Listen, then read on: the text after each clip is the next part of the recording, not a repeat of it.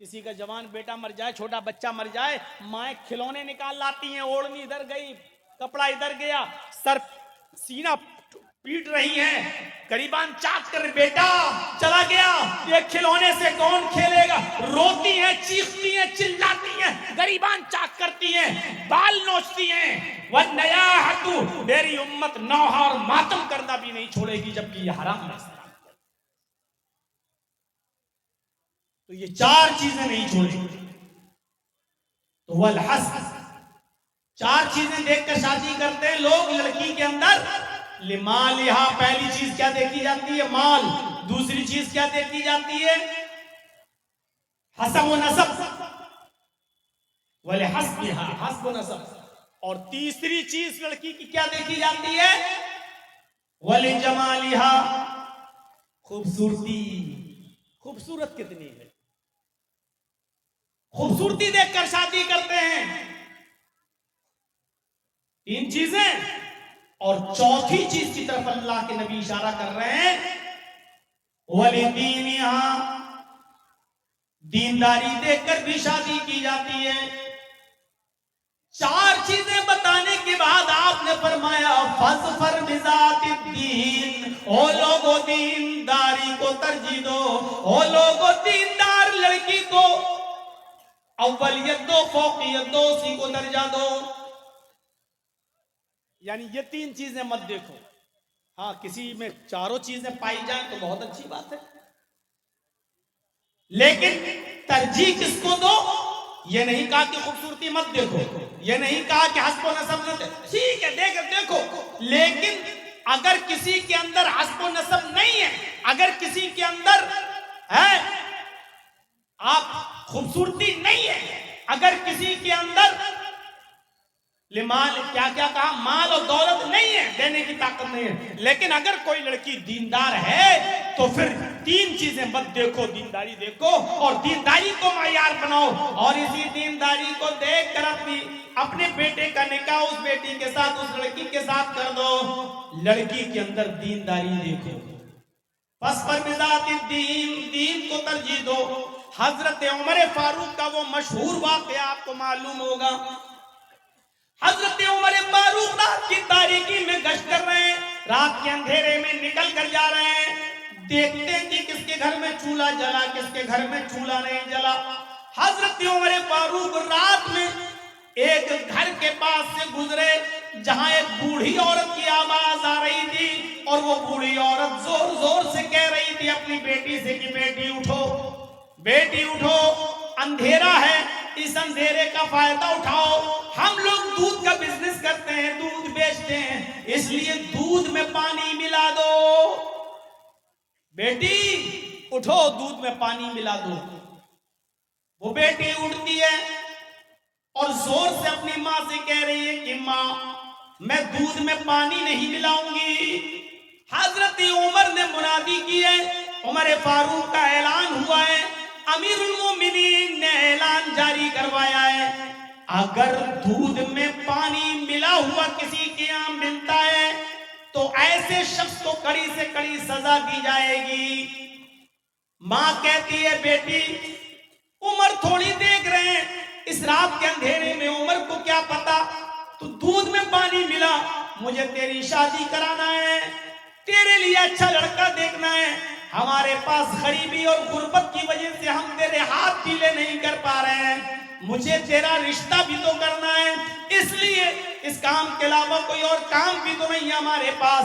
बेटी तुम दूध में पानी मिलाओ, उमर थोड़ी देख रहा है, उमर को क्या पता कि हमने दूध में पानी मिलाया है, जाओ, मैं कह रही हूं तुम दूध में पानी मिलाओ। बेटी चीख कर कहती है माँ, उमर नहीं देख रहा है तो क्या हुआ, उमर का रब तो देख रहा है, हम उमर के सवाल जवाब से तो बच जाएंगे, लेकिन कयामत के दिन अल्लाह के सवाल और जवाब से कैसे बचेंगे। माँ, मैं दूध में पानी नहीं मिलाऊंगी, उमर नहीं देख रहा तो क्या हुआ, उमर का रब तो देख रहा है। हजरत उमर फारूक के कान में ये आवाज जाती है माँ और बेटी की। हजरत उमर ने अपने कासिद से कहा, अपने साथी से कहा, इस मकान का नंबर नोट करो, ये मकान नंबर नोट कर लो, और सुबह जब दरबार खिलाफत में बैठे हजरत उमर, सुबह जब दरबार खिलाफत में बैठे हजरत उमर, तो उन दोनों को बुलवाया कासिद के जरिए, जाओ और मां बेटी दोनों को बुला कर लाओ। कासिद आता है, मां और बेटी दोनों से कहता है कि तुम दोनों को हजरत उमर ऑफिस में बुला रहे हैं, दरबार में बुला रहे हैं। मां और बेटी दोनों आते हैं। हजरत उमर ने पूछा मां से, बुढ़िया से, कल तुम दूध में पानी मिलाने की बात कर रही थी, क्या हुआ? बुढ़िया समझ गई कि हजरत उमर को पता चल गया, अब मुझे सजा दी जाएगी। बुढ़िया सफाई पेश करने लगी, अमीरुल मोमिनीन, हाँ मैंने दूध में पानी मिलाने के लिए कहा था, लेकिन मेरी बेटी ने दूध में पानी नहीं मिलाया। हजरत उमर ने कहा मैं ये भी जानता हूं कि तेरी बेटी ने दूध में पानी नहीं मिलाया, मैं जानता हूं, इसलिए तो तुम दोनों को मैंने यहां बुलाया है। बताओ इस लड़की का कहीं रिश्ता हुआ? इस लड़की की कहीं शादी हुई?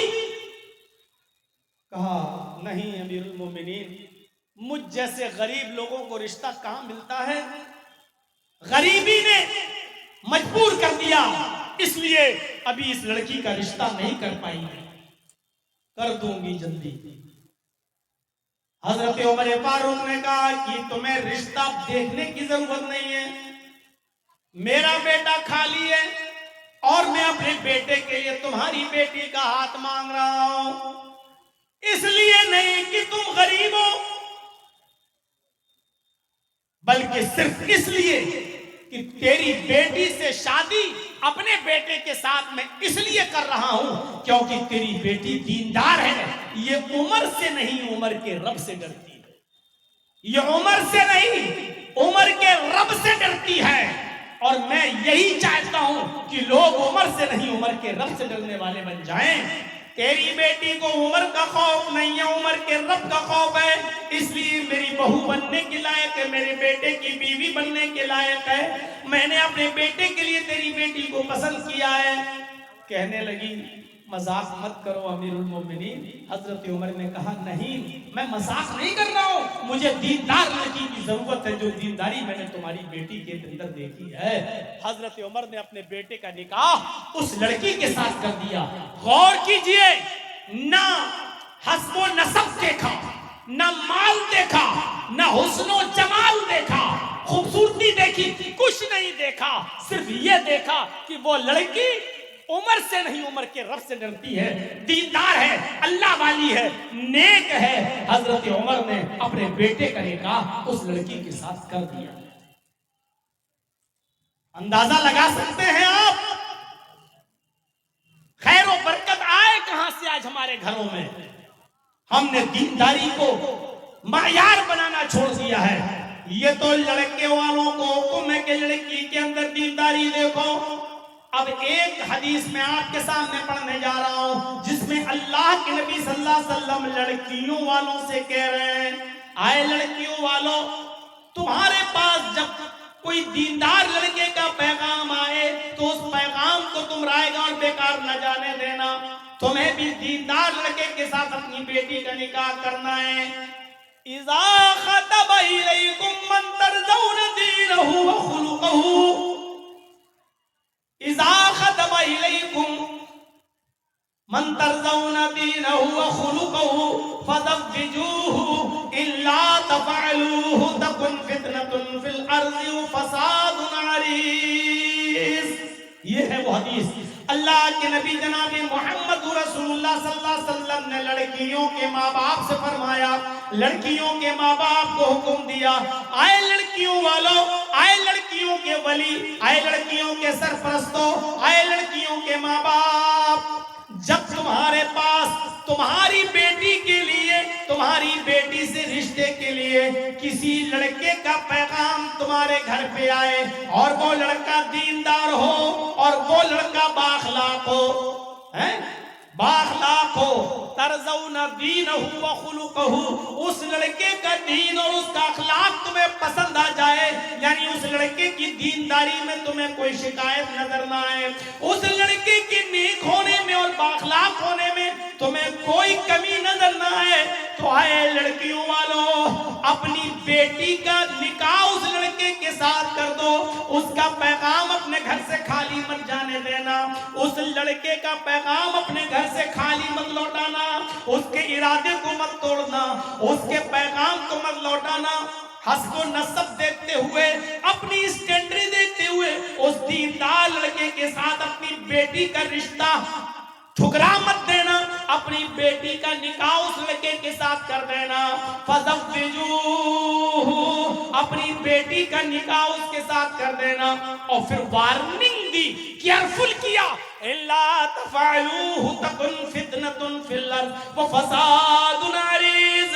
आए लड़कियों के माँ बाप, आए लड़कियों वालों, अगर उस लड़के का पैगाम तुम्हारे घर से खाली चला गया, अगर तुमने अपनी बेटी का निकाह उस दीनदार लड़के से नहीं किया, तो जमीन के ऊपर फितना फैल जाएगा।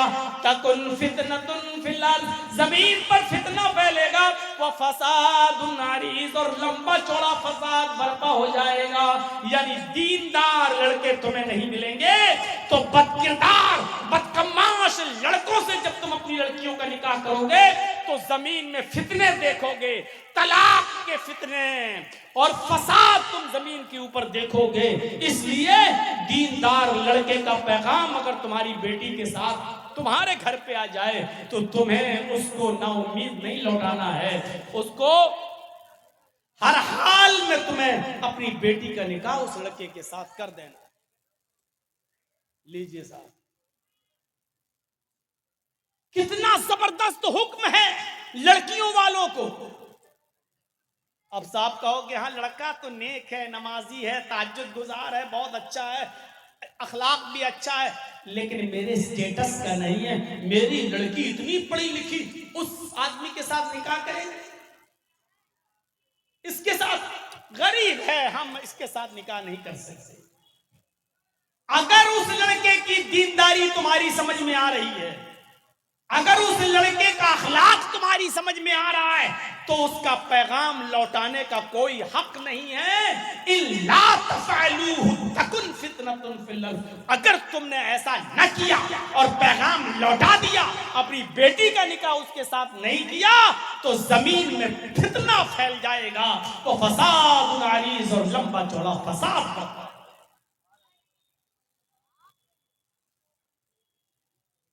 हर मुसलमान को गौर करना चाहिए, यहां जो बैठे हैं सबको, और जहां तक मेरी आवाज जाए,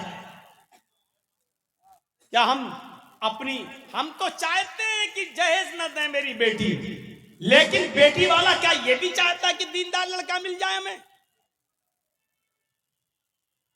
अच्छा लड़का मिले, शरीफ लड़का मिले? क्या आज हमारी सोसाइटी में ये हो रहा है? और नहीं हो रहा है तो ये कब होगा? एक लंबा अरसा गुजर चुका है मेरे भाइयों, तकरीरें और जलसे और जुलूस, रोजाना इश्तिहार देख लो, रोजाना पम्फलेट देख लो, रोजाना इजलास देख लो, लेकिन सुधार कितना है ये हर इंसान अपने गरीबान में मुंह डालकर देखे और झांके। शादियों के नाम पर कितना खर्चा, निकाह के नाम पर कितना खर्चा, बारात के नाम पर कितने आदमियों की शिरकत।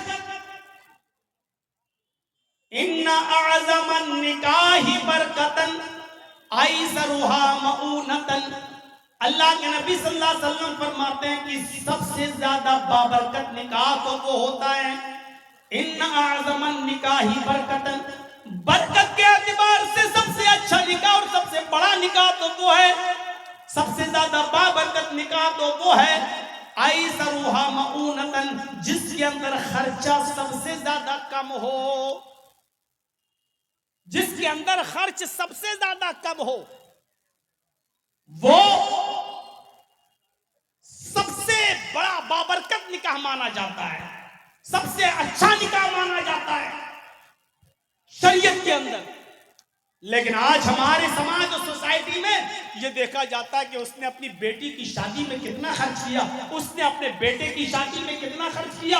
आज खर्च से मायार देखा जाता है कि किसकी शादी अच्छी हुई, किसकी बुरी। अल्लाह के रसूल ने अच्छी और बुरी शादी, बाबरकत और गैर बरकती शादी की निशानदेही बता दी है। आपने फरमाया इन्ना ज़मन निकाही बरकतन ऐसरुहा मऊनतन, बरकत के एतबार से सबसे अच्छा निकाह वो है, सबसे बड़ा निकाह वो है, सबसे बरकत निकाह वो है जिसके अंदर खर्चा सबसे ज्यादा कम हो। यानी जिस शादी में खर्चा जितना कम होगा वो उतना ही बाबरकत निकाह होगा। इसका उल्टा मफहूम अगर आप निकालेंगे तो इसका उल्टा मफहूम ये निकलेगा, जिस निकाह में खर्चा जितना ज्यादा होगा वो बरकत के एतबार से उतना ही खाली होगा। जिस निकाह में जितना ज्यादा खर्चा होगा बरकत के एतबार से वो इतना कमजोर होगा। फजूल खर्ची हमारे समाज को खा गई, हमारे समाज को चाट गई, हमें तहस नहस कर दिया। अरे फजूल खर्ची तो अच्छे कामों में भी जायज नहीं है, तो खुराफात वाले कामों में कहां से जायज हो जाएगी। फजूल खर्ची तो अच्छे कामों में जायज नहीं है, इसराफ हद से ज्यादा गुजरना तो अच्छे कामों में भी जायज नहीं है। अगर कोई आदमी ये चाहे कि हम रात भर नमाज पढ़ें और कभी ना सोएं, और रोजाना हम हर रात नमाज पढ़ेंगे, नमाज पढ़ना अच्छी इबादत है, नफिल पढ़ना अच्छा काम है, लेकिन अगर कोई शख्स ये कहे कि हम रात भर रोजाना पढ़ेंगे और कभी नहीं सोएंगे तो यही चीज गलत हो जाएगी और यही चीज नाजायज हो जाएगी।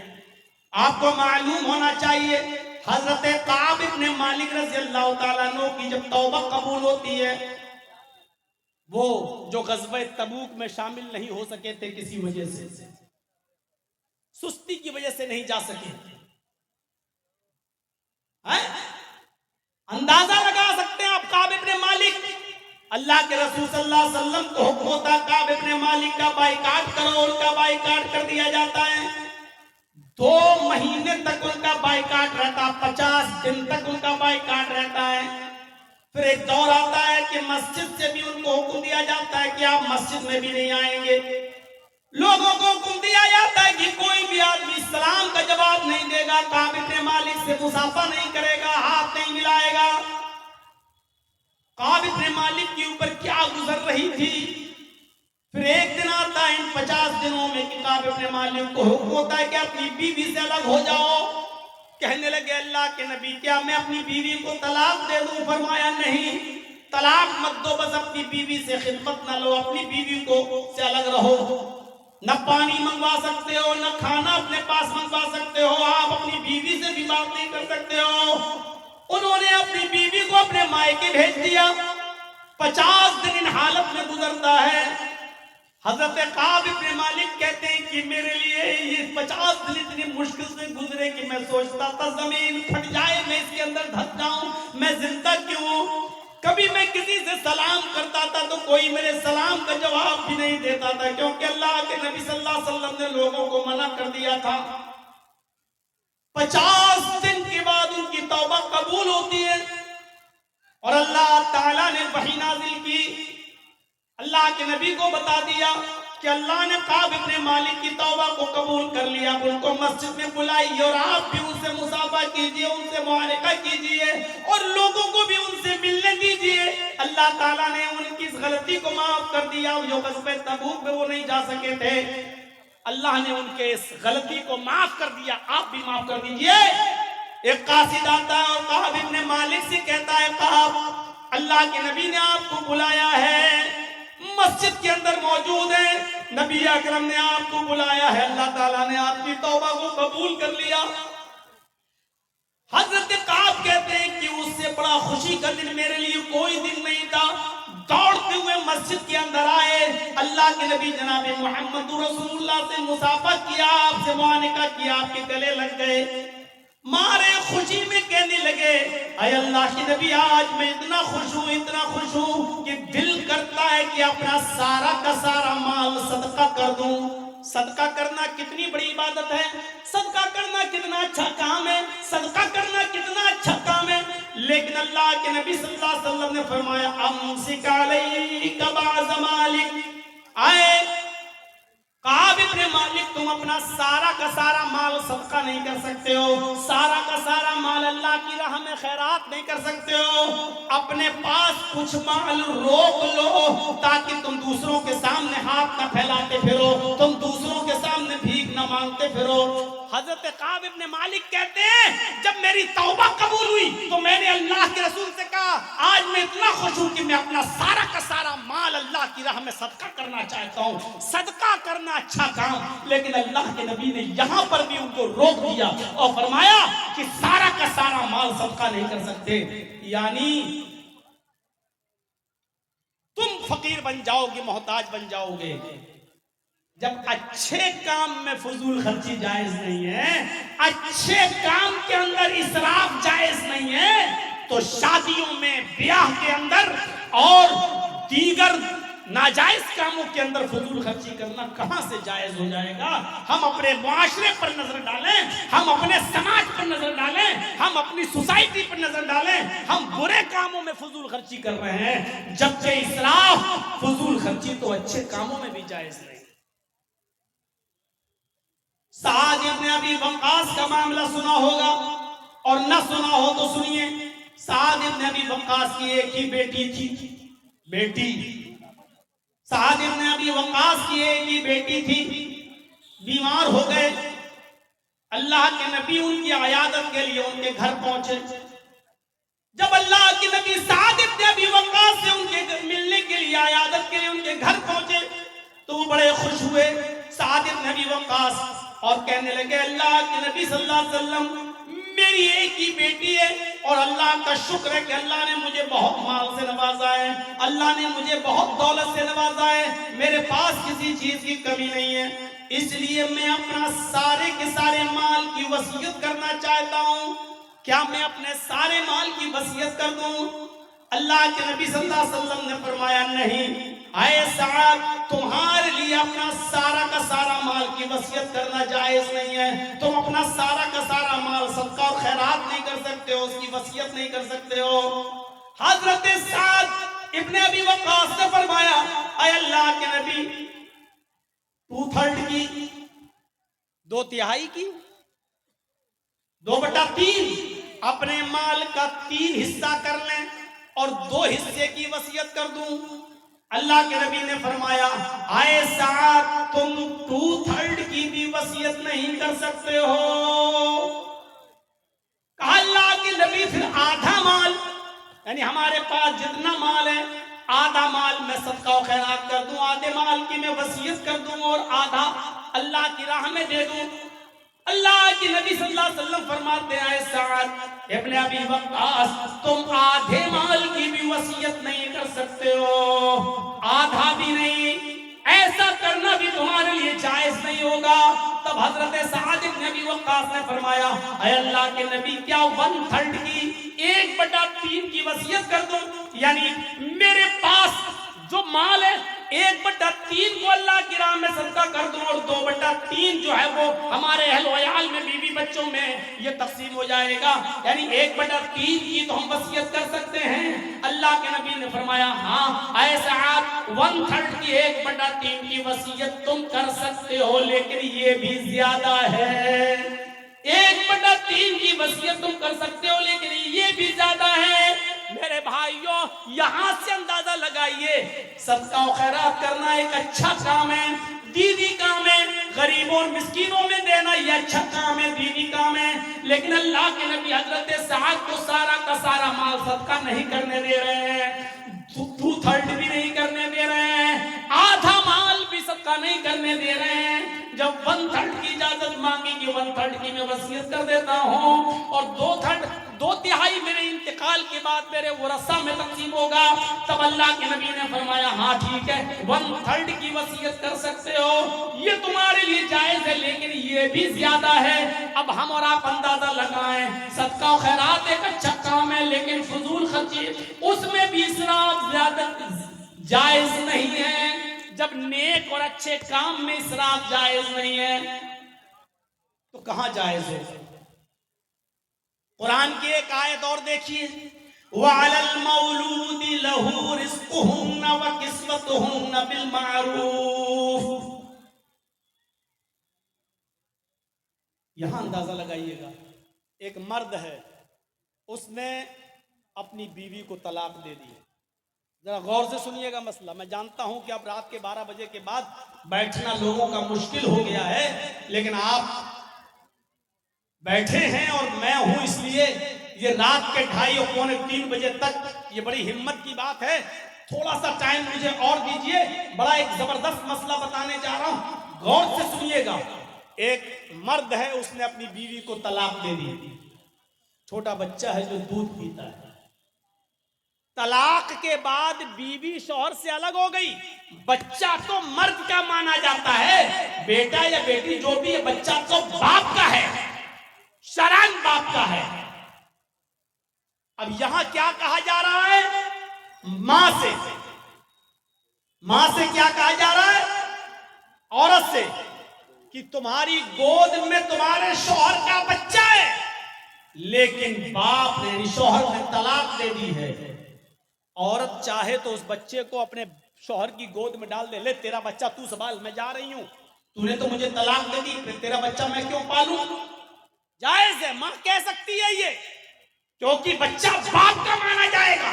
वो अलग बात है कि आजकल की अदालतें फैसला कर देती है और बच्चे से पूछती है, बेटा तुम किसके पास रहना चाहते हो? बच्चे ने कह दिया मां के पास, तो मां के पास रखा जाता है, और बच्चे ने कह दिया बाप के पास, तो बाप के पास रखा जाता है। वो आज अदालतों का मामला अलग है, लेकिन शरअन बच्चा बाप का है। अब बाप को हुक्म है कि तुमने अपनी बीवी को तलाक तो दे दी है, लेकिन बच्चा चूंकि छोटा, वो अपनी मां का दूध पीता है, इसलिए बच्चा तो अपनी मां का दूध ही पिएगा। यहां औरत को हुक्म है कि वो अपने बच्चे को दूध पिलाने से मना नहीं करेगी, अगरचे वो शौहर का है, लेकिन जब तक दूध पिएगा तब तक औरत उस बच्चे को दूध पिलाएगी। 2 साल दूध पिलाएगी। और बाप को हुक्म ये दिया जा रहा है कि जब तक वो बच्चा अपनी मां का दूध पिएगा, उस वक्त तक उसके खाने का, पीने का, पहनने का खर्चा पूरा का पूरा बाप उठाएगा, शौहर उठाएगा उसका। ये मतलब हिदायत का, वालल मौलूद लो, जिसका वो बच्चा है उसी के जिम्मे है रिज़्क़ुहुन्ना व किस्वतुहुन्ना, उस औरत को खिलाना और पिलाना और पहनाना, यानी कपड़ा भी शौहर देगा और खाना पानी भी उसको वही शौहर देगा, जब तक वो औरत उसके बच्चे को दूध पिलाएगी। लेकिन ये खाना पीना और खर्चा कितना देगा शौहर?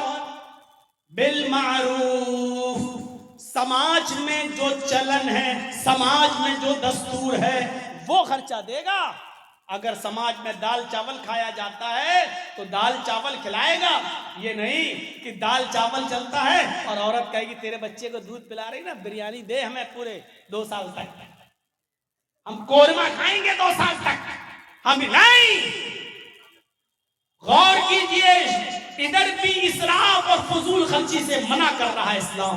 क्या कह रहा है? रिज़्क़ुहुन्ना व किस्वतुहुन्ना बिल मारूफ, कपड़ा भी पहनाओगे तुम, लेकिन जो समाज में चलता होगा, अगर 500 रुपए की साड़ी चलती है तो 500 रुपए की साड़ी तुम्हें देना है, अगर 500 रुपए का कपड़ा चलता है तो 500 रुपए का कपड़ा तुम्हें लेके देना है। समाज में जिस चीज का चलन है उसके हिसाब से, ये नहीं कि वो 50,000 का सूट मांगेगी तो 50,000 का सूट लाकर आप दोगे, नहीं। तो यहां पर भी इसराफ से मना किया है। मेरे भाइयों, जब फजूल खर्ची दीन के काम में जायज नहीं है तो नाजायज कामों में और गैर शरई कामों में कहां से जायज हो जाएगी? इसलिए शादी और ब्याह के अंदर फजूल खर्ची से हमें अपने मुआशरे को पाक करना है, अपने मुआशरे को साफ करना है। फजूल खर्ची से हमें अपने आप को बचाना है। जरा देखिए आज क्या कितनी फजूल खर्चियां हैं। अल्लाह के नबी जनाबे मोहम्मद रसूलुल्लाह सल्लल्लाहु अलैहि वसल्लम के पास एक औरत आती है, बुखारी शरीफ की रिवायत, बड़ा दिलचस्प वाकया, 50 बार आपने सुना होगा, ना सुना हो तो जहन नशीन करिए। एक औरत अल्लाह के नबी सल्लल्लाहु अलैहि वसल्लम के पास आती है और कहती है कि अल्लाह के रसूल, मैं अपने आप को आपको हिबा कर रही हूँ, मैं अपने आप को आपको सौंप रही हूँ, आप मेरे साथ निकाह कर लीजिए। अल्लाह के नबी खामोश रहे। उसने दोबारा कहा, अल्लाह के रसूल, मैं आपसे निकाह करना चाहती हूँ। अल्लाह के नबी फिर खामोश रहे। उसने तीसरी मर्तबा कहा, आए अल्लाह के नबी, मैं आपके साथ निकाह करना चाहती हूँ। अल्लाह के नबी जनाब मोहम्मद रसूलुल्लाह तीसरी मर्तबा भी खामोश रहे। एक सहाबी वहीं बैठे हुए थे, वो सहाबी ने जब देखा कि ये बार बार कह रही है और अल्लाह के नबी खामोश हैं, तो सहाबी बोल पड़े कि अल्लाह के रसूल, ये औरत बार बार आपसे निकाह के लिए कह रही है कि मैं शादी करना चाहती हूँ, लेकिन आप खामोश हैं, आप बोल नहीं रहे हैं। अगर आपको करना है तो हाँ कहिए, और नहीं करना है तो मेरे साथ करा दीजिए शादी। ओफो, क्या मंजर होगा जिस वक्त की साहबी कह रहे हैं कि अल्लाह के नबी, आप अगर नहीं करना चाहते तो मेरे साथ कर दीजिए। औरत वहीं बैठी है और वो साहबी कह रहे हैं अल्लाह के रसूल, अगर आप नहीं कर सकते तो मेरे साथ कर दीजिए। अल्लाह के नबी फरमाते हैं, देखो मैं तो नहीं कर सकता, अब मैं नहीं करूंगा शादी, अब निकाह की मेरे अंदर गुंजाइश नहीं, लेकिन हाँ अगर तुम करना चाहते हो तो बताओ। तो अल्लाह के रसूल, अगर आप नहीं कर रहे तो मेरे साथ कर दीजिए, इसकी करवा दीजिए शादी। अब आपने उस औरत से पूछा, आए खातून, मैं तो निकाह नहीं कर सकता, लेकिन ये मर्द, ये सहाबी तुमसे निकाह करना चाहते हैं, तुम यहीं बैठी हुई हो, तुम दोनों एक दूसरे को एक नजर देख भी रहे हो, लिहाजा तुम अगर इससे करना चाहो तो कर लो, मैं तो नहीं कर सकता। उस औरत का जवाब सुनिए। उस औरत ने कहा कि अल्लाह के नबी, आई तो थी मैं आपके लिए निकाह की गर्ज से, निकाह के मकसद से, लेकिन अगर आप नहीं करना चाहते हैं तो मेरा निकाह इसके साथ कर दीजिए, मैं करने को तैयार हूं, मैं जरूरतमंद हूं। अय अल्लाह के रसूल, मुझे घर बसाना है, मेरे माँ बाप नहीं है, इसलिए मुझे किसी की बीवी बनना है, मुझे अपना घर बसाना है, आप नहीं कर रहे हैं तो इसके साथ मेरा निकाह करा दीजिए। जब उस औरत की इजाजत हो गई तो अल्लाह के नबी जनाब मोहम्मद रसूलुल्लाह सल्लल्लाहु अलैहि वसल्लम ने उस सहाबी से कहा, चलो ठीक है, ये औरत तुम्हारे साथ निकाह करने के लिए तैयार है, इसको दोगे क्या, मेहर क्या दोगे इसको? भाई औरत है, निकाह होगा, मेहर दोगे, क्या दोगे? कहने लगा अल्लाह के नबी, मेहर में देने के लिए तो मेरे पास कोई चीज नहीं। हदीस के अल्फाज है, मा इंदी शैउन, अल्लाह के नबी मेरे पास कोई चीज नहीं है देने के लिए। अल्लाह के नबी ने फरमाया, घर जाओ, कुछ तलाश करो, कुछ मिल जाए तो लेकर आओ। वो सहाबी घर जाते हैं, तलाश करते हैं, लेकिन उनको अपने घर में भी कुछ नहीं मिला। आते हैं और कहते हैं कि माँ वजद तो शैअन, अल्लाह के रसूल, मुझे अपने घर में कुछ नहीं मिला, मेरे पास कुछ नहीं है इसको देने के लिए। घर में कुछ नहीं और शादी करना चाह रहे हैं। हम और आप ये तसव्वुर कर सकते हैं, कुछ ना हो और शादी का ख्याल। अल्लाह के नबी ने दोबारा भेजा, जाओ दोबारा जाओ। अल्लाह के रसूल, जब मैं घर में देख के आया हूं कुछ नहीं है तो दोबारा क्यों भेज रहे हैं? आपने कहा, लोहे की अंगूठी मिल जाए तो वही ले आओ, वही दे दो इसको मेहर में, अरे कुछ तो दोगे। वो सहाबी गए और दोबारा अपने घर जाने के बाद लोहे की अंगूठी को तलाश करते हैं, लेकिन उनके पास इतना भी नहीं कि लोहे की अंगूठी मिल जाए। वो आते हैं और कहते हैं, माँ वजदतु खातमम मिनल हदीद, आय अल्लाह के रसूल, लोहे की अंगूठी भी मुझे नहीं मिली, मैं लोहे की अंगूठी भी नहीं दे सकता, मेरे पास देने के लिए लोहे की अंगूठी भी नहीं है। अल्लाह के नबी सोच में पड़ गए, कहने लगे, तुम्हारे पास कुछ भी नहीं है, लोहे की अंगूठी तक नहीं दे सकते हो, बताओ फिर सही मेहर में दोगे क्या? कुछ भी नहीं है तुम्हारे पास। कहने लगा, अल्लाह के रसूल, एक चीज है मेरे पास, अगर वो मेहर देने में काम आ जाए तो मैं तैयार हूं। आपने कहा क्या? अब उसने जो चीज बताई उसको सोच के आप दंग रह जाएंगे।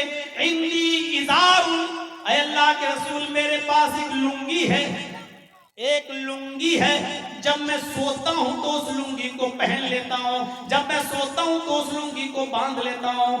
यानी नई लुंगी नहीं है, पुरानी लुंगी है, सोते वक्त मैं पहन लेता हूं। आपने कहा ठीक है, वही लुंगी इसको दे दे, पुरानी। कहा अल्लाह के रसूल, इसको अगर दे दूंगा तो मैं क्या पहनूंगा? अगर वो लुंगी मैंने इसको दे दी तो मैं क्या पहनूंगा? एक काम करते हैं, उस लुंगी के दो टुकड़े कर देते हैं, बीच से फाड़ देते हैं, आधी लुंगी इसको दे देता हूं और आधा मैं रख लेता हूं। आपने कहा आधी लुंगी में उसका क्या होगा? और आधी लुंगी का तो तेरे भी कोई काम की नहीं रहेगी। उसने कहा अल्लाह के रसूल कोई काम की नहीं रहेगी, लेकिन कहीं बिछा कर बैठने के काम तो आ जाएगी। मैं कहीं बिछा लूंगा, बैठ तो जाऊंगा, सस्ता तो लूंगा, पहनने के लायक ना रहेगी तो क्या हुआ? कहीं बिछा कर बैठने के काम में तो आ जाएगी, लेकिन मैं पूरी लुंगी नहीं दे सकता, आधी दूंगा। अल्लाह के नबी कहते हैं फिर तू ही रख ले। आधी जब उसके किसी काम की नहीं है और आधी तेरे भी किसी काम की नहीं है, देना हो तो पूरी लुंगी दो। कहने लगा पूरी तो नहीं दे सकता। गौर करो, एक पुरानी लुंगी भी नहीं है उसके पास देने के लिए, और शादी कह रहा अल्लाह के रसूल मेरी कर दीजिए, मेरी करा दीजिए। अब अल्लाह के नबी ने सहाबी से पूछा कि अच्छा ये बताओ कुरान कितना याद है? अब उसने गिनाना शुरू कर दिया। अल्लाह के रसूल मुझे सूरह मुल्क याद, अल्लाह के नबी मुझे सूरह हाक़ा याद, अल्लाह के नबी मुझे सूरह नबा याद, अल्लाह के नबी मुझे सूरह दहर याद, मुझे सूरह क़यामा याद। एक एक करके सूरतें गिनाने लगा। अल्लाह के नबी ने कहा क्या तुम्हें इतनी सूरतें याद हैं? कहा हाँ अल्लाह के रसूल मुझे ये सूरतें याद हैं। आपने फरमाया क्या ये सूरतें तू अपनी होने वाली बीवी को याद करा देगा? क्या यही सूरतें तू इस औरत को जो तेरी बीवी बनने जा रही है क्या तू उसको याद करा देगा? कहने लगा हाँ। आपने उस औरत से पूछा क्या खातून तेरे होने वाले शौहर के पास माल देने को कुछ नहीं है, लेकिन कुरान की इतनी सूरतें उसको याद है, अगर मैं उन्हीं सूरतों को मेहर बना दूं और तेरा शौहर तुझे ये सूरतें याद करा दे तो क्या तू इसी को मेहर मानने के लिए तैयार है? क्या इसी को तू कबूल करने के लिए तैयार है? क्या इसी को तू एक्सेप्ट करने के लिए तैयार है? उसने कहा अय अल्लाह के रसूल जिस औरत के निकाह में कुरान की ये सूरतें मेहर बन जाएं, जिस औरत के निकाह में कुरान की ये सूरतें मेहर बन जाएं, उससे ज्यादा पाकीज़ा निकाह, उससे ज्यादा बाबरकत निकाह किसका हो सकता है? मुझे मंजूर है ऐ अल्लाह के नबी मेरा निकाह इस मर्द के साथ कर दीजिए और ये मुझे कुरान की सूरतें याद करा दे, यही मेरा मेहर हो जाएगा। तब अल्लाह के नबी जनाब मोहम्मद रसूलुल्लाह ने उस आदमी का निकाह पढ़ाया, उस औरत के खुदा वली बन गए और उसका निकाह कराकर उस औरत को वहीं रुखसत कर दिया। ये सादगी है इस्लाम के अंदर, ये संजीदगी है इस्लाम के अंदर। न बारात का पता, न मेहंदी का पता, न उमटने का पता, न 400 500 आदमियों की 200 300 आदमियों की बारात का ठिकाना। मेरे भाइयों वहीं बैठे बैठे मामला हल हो गया और निकाह कर दिया गया और रुखसती भी हो गई। न लड़के को जहेज लेना पड़ा, न लड़की को जहेज देना पड़ा। ये है इस्लाम की संजीदगी, ये है इस्लाम की सादगी। इसीलिए निकाह पर जोर दिया है इस्लाम ने कि गरीबी हाइल न हो और रुकावट न बने। किसी गरीब को भी ये कहने का मौका नहीं मिलना चाहिए कि गरीबी की वजह से मेरा निकाह नहीं हो रहा है। किसी गरीब लड़की को ये कहने का मौका न मिले कि मेरे माँ बाप के पास माल नहीं जिसकी वजह से हम शादी नहीं कर रहे हैं। गौर करो, इस लड़की का तो बाप नहीं है, इसकी माँ नहीं है, इसका भाई नहीं है, लेकिन फिर भी इसका निकाह हुआ और वली अल्लाह के रसूल बन गए, लेकिन निकाह हुआ। मेरे भाइयों इस्लाम में हर लड़की को निकाह की इजाजत है। सिर्फ माल मत देखिए, दौलत मत देखिए। मुआशरे में शादी को इतना आसान करिए, निकाह को इतना आसान करिए कि कोई भी कुंवारा लड़का और कोई भी कुंवारी लड़की बाकी न रह जाए। यही समाज को पाक और साफ रखने का सबसे बेहतर तरीका है। उम्रें बढ़ाना, 30-30 साल की उम्र तक पहुंचकर शादियां न करना मेरे भाइयों मुआशरे को डेंजर पोजीशन में छोड़ने के मुताबिक है। यह याद रखना, समाज में जो लोग 28 30-30 साल की और शादियां नहीं हो रही हैं। बुरा मत मानिएगा, समाज के लोगों को खतरा महसूस होना चाहिए ऐसे लोगों से, और ऐसी लड़कियों से भी खतरा महसूस होना चाहिए जो 25-25, 30-30 साल की हो गई और अभी तक निकाह नहीं कर रहे हैं। इनकी जिम्मेदारी बनती है समाज के ऊपर और सोसाइटी के ऊपर कि वो निकाह कराएं। मेरे भाइयों, मैं एक 26 पर बैठा था और तकरीबन 1.5 घंटा हो गया। 2 मिनट के बाद काफी है, आप लोग भी यहाँ से रुखसत हो रहे हैं, पंडाल भी अब खाली होता है, क्योंकि इतनी रात तक अब कोई बैठता नहीं है और सुनता नहीं है।